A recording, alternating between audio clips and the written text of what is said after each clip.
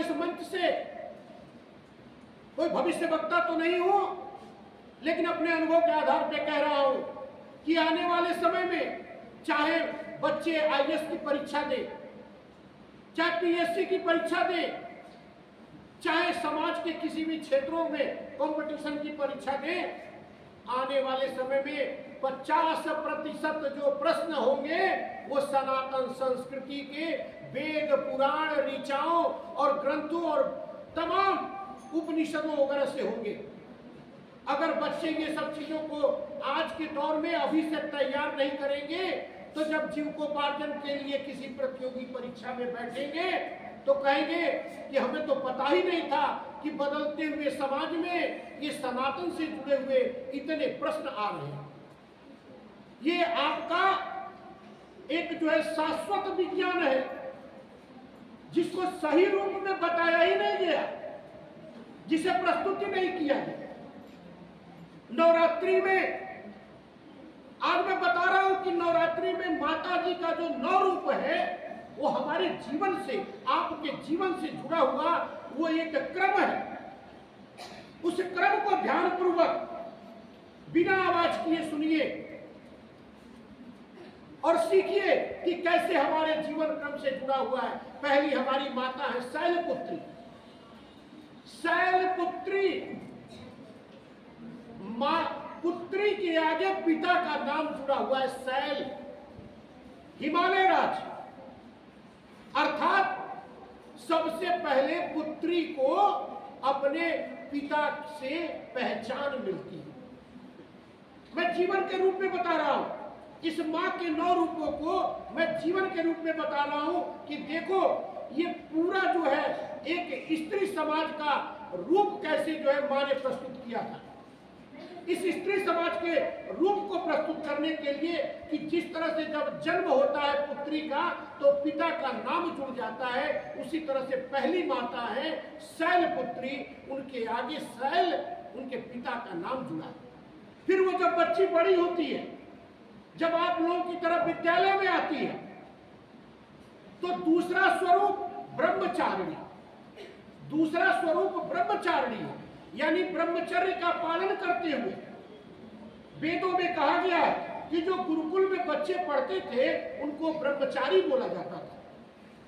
तो दूसरा माता ने बताया कि देखो बेटी, तुम्हारे जीवन का दूसरा पड़ाव मैं ही हूं, मेरा नाम ब्रह्मचारिणी है। मैं ज्ञान को ग्रहण करती हूं, ब्रह्मचारिणी के स्वरूप में मैं ज्ञान को ग्रहण करती हूं। और जब ज्ञान को ग्रहण कर लेती हूं तब उसके बाद तीसरी स्वरूप में मैं चंद्र घंटा हूं, जिसमें मेरी 10 भुजाएं होती। चंद्र घंटा हूं, यानी जब जीवन का शिक्षण ज्ञान का कार्य पूर्ण हो जाता है तो फिर वहां से एक हमारे जीवन का अवधि यानी घंटा बदल जाता है। और वो घंटा चंद्र घंटा के रूप में वो 10 हाथों की मां बताती है कि देखो अब हमारे जीवन में ये 10 हाथ ये प्रतीक है, ये 10 हाथ प्रतीक है कि अब हमें समाज में, परिवार में जिम्मेदारियों को निभाना है। कहीं टिफिन बनाना है तो कहीं बिस्तर लगाना है, तो कहीं झाड़ू लगाना है, तो कहीं पोछा लगाना है, तो कहीं भोजन बनाना है, तो कहीं किसी बीमार की सेवा करनी है, तो कहीं किसी को मार्गदर्शन करना है। तो 10 काम है। ये 10 हाथ बताते हैं मां चंद्र घंटा की, जो तृतीय मां है कि अब हमारे जीवन का समाज में कार्यों का स्वरूप शुरू हो चुका है। इसके बाद चंद्र घंटा के बाद चौथी मां आती है कुष्मांडा। कुष्मांडा, कुष्मांडा माता जो है अपने पेट के पास एक कलश को रखी रहती है। जब गृहस्थ आश्रम में ब्रह्मचर्य के बाद जब गृहस्थ आश्रम में प्रवेश हो जाता है और ज्ञान के बल पर जब कर्तव्यों को चंद्र घंटा के रूप में अपने कर्तव्य करते हैं तो उसी कर्तव्य में ये कुष्मांडा जो अपने पेट पर खड़ा रखी रहती है, ये कुंभ जो रखी रहती है, ये गर्भ का प्रतीक है। ये गर्व का प्रतीक है कि अर्थात एक स्त्री अपने जीवन में एक नए जीवन का संचार करने का कार्य करती है। कुष्मांडा के रूप में मां ने ये बताया है कि स्त्री जो है अपने जीवन के चतुर्थ कर्तव्यों में, अपने चतुर्थ कर्तव्यों में वो एक नए जीवन को जन्म देने की तैयारी करती है। और जब वो नए जीवन को जन्म देती है मां, तब उसके बाद पांचवी माता है स्कंद माता। स्कंद माता की तस्वीर देख लेना, अपने बच्चे को गोद में लेकर के बैठे।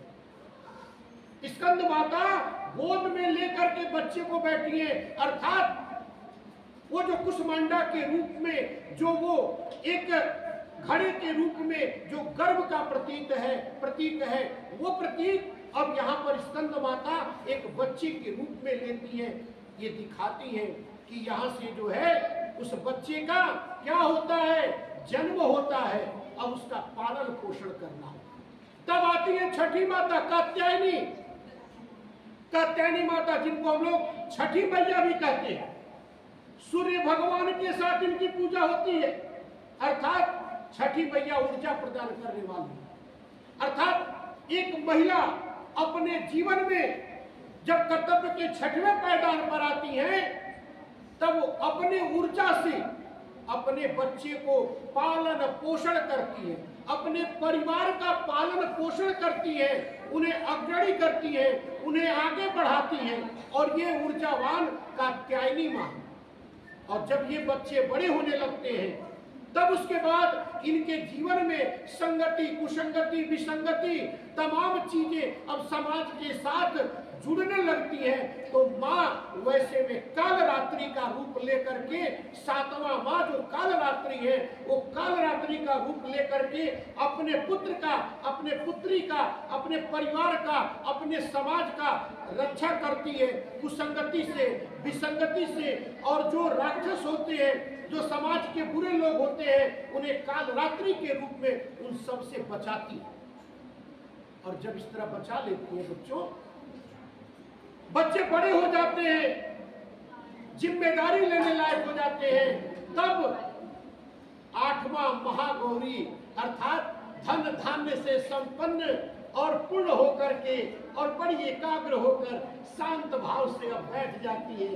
क्योंकि जीवन के कर्तव्यों को, पालन पोषण को और दायित्वों को निभाते निभाते महागौरी के रूप में एक धन धान्य से संपन्न महागौरी, यानी धन धान्य से संपन्न गौर वर्ण में, यानी एक सुंदर स्वरूप में आठवां स्वरूप महागौरी का विद्यमान होता है। जहां पर ये उन्होंने बताया कि अब महिला अपने जीवन के कर्तव्यों को पूर्ण करते हुए धन धान्य से संपन्न होकर, सुख संपत्ति से संपन्न होकर और अब शांति पूर्वक अपना जीवन व्यतीत करती है। और ये क्रम चलते चलते जब उनके आने वाली अब नई पीढ़ी आ जाती है, तो वही सिद्धिदात्री, यानी जीवन के सभी अनुभवों को सिद्ध कर लिया, सारे कर्तव्यों को पूर्ण कर लिया, इसलिए वो सिद्धिदात्री अब नई पीढ़ी को मार्गदर्शन देती हैं अपने अनुभव से, अपने जीवन से, अपने कर्म से, अपने तरीके से। और इसीलिए उनका नाम पड़ता है सिद्धिदात्री, जो शांत भी रहती है और अपने अनुभव को आने वाले पीढ़ी को देती रहती है। इस तरह से माँ का 9 दिन में ये 9 कर्तव्य एक महिला के, एक पुत्री के जीवन के होने वाले सारे कर्तव्यों की व्याख्या करता है। ये नवरात्रि में माँ का ये 9 दिन ये आपके जीवन के कर्तव्यों को पूर्ण करता है, जो शैशवावस्था से शुरू होता है और सिद्धिदात्री के रूप में वृद्धावस्था तक पहुंचता है। शैलपुत्री के रूप में शैशवावस्था से प्रारंभ होकर के और सिद्धिदात्री के रूप में संपूर्ण परिवार को एकाग्रता और एक साथ जोड़ करके चलने का सिद्धि प्राप्त कराती है। इस तरह से नवरात्रि, ये नवरात्रि, ये 9 माँ का, दुर्गा का स्वरूप जो मैंने आप लोगों को बताया, ये आपके जीवन का ही स्वरूप है, आपके जीवन का ही ये रूप है। आप बचपन में शैलपुत्री थी, अभी ब्रह्मचारिणी के रूप में है। फिर इसके बाद जब ज्ञान ग्रहण कर लेंगे तो आप चंद्रघंटा के रूप में होंगे। फिर जब आपके कहीं पर विवाह हो जाएंगे तो फिर आप जो है कुष्मांडा के रूप में हो जाएंगे। और फिर विवाह के बाद जीवन में जब बाल बच्चे होंगे तो फिर आप स्कंद माता के रूप में हो जाएंगे। और फिर उन बाल बच्चों का पालन पोषण करेंगे तो आप जो है माँ कात्यायनी के रूप में हो जाएंगे। और उन बाल बच्चों को गंदे चीजों से रक्षा करना होगा तो आप कालरात्रि के रूप में हो जाएंगे। और उसके बाद जब बच्चों को जिम्मेदारियां सौंप देंगे तो सुख शांति से जीवन व्यतीत करेंगे तो आप महागौरी हो जाएंगे। और उसके बाद अपने जीवन के अनुभवों को अपने आने वाले पीढ़ी में, नाती पोतों में और समाज के बच्चों में बांटेंगे तो आप सिद्धिदात्री के रूप में हो जाएंगे। बोलिए बोलिए जय मां भवानी।